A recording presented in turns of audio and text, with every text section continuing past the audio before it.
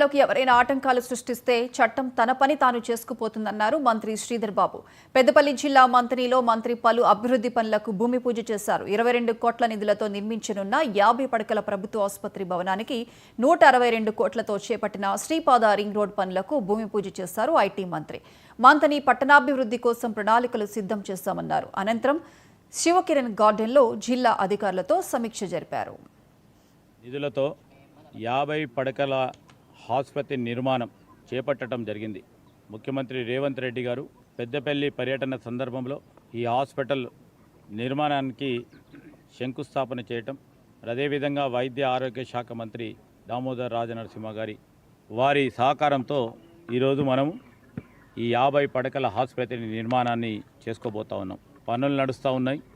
1 సంవత్సర కాలంలోపనే పూర్తి స్థాయిలో ఈ హాస్పిటల్ అంతా కూడా ప్రజలకు ఉపయోగపడే విధంగా అన్ని అంగుళాలతో మరి చాలా సంవత్సరాల నుంచి పెండింగ్లో ఉన్న ఈ హాస్పిటల్ నిర్మాణ కార్యక్రమాలు మేము చేపడతా ఉన్నాం.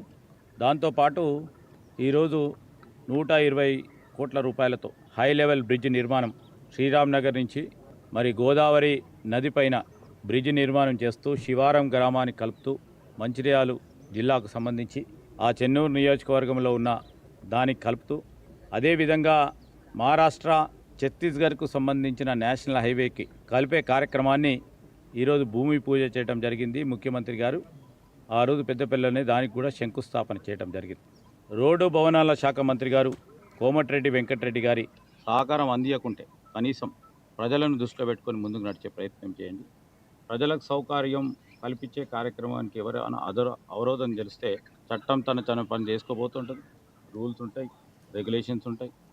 ఎవరికి కూడా సామాన్య ప్రజానికానికి ఇబ్బంది లేకుండా మేము అన్ని చర్యలు కూడా తీసుకుంటామని నేను మీ ద్వారా మరి మా నియోజకవర్గ ప్రజలకి, మా పట్టణ ప్రజలకి, ఈ పట్టణం ఇంకా డెవలప్ కావాలి, డెవలప్ అయ్యే దిశలో కొత్త రోడ్డు నిర్మాణ కార్యక్రమాలు చేస్తే కొత్త టౌన్ డెవలప్ అయ్యే అవకాశం ఉంటుంది.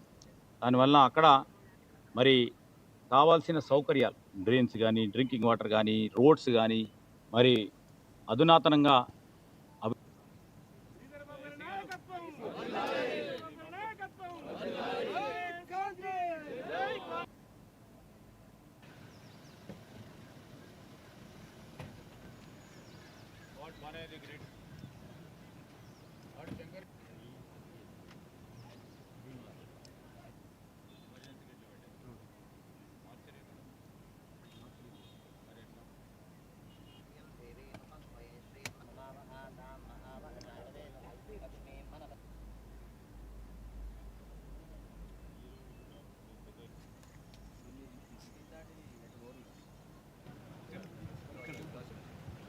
అటు సైడ్ నుంచి వస్తుంది.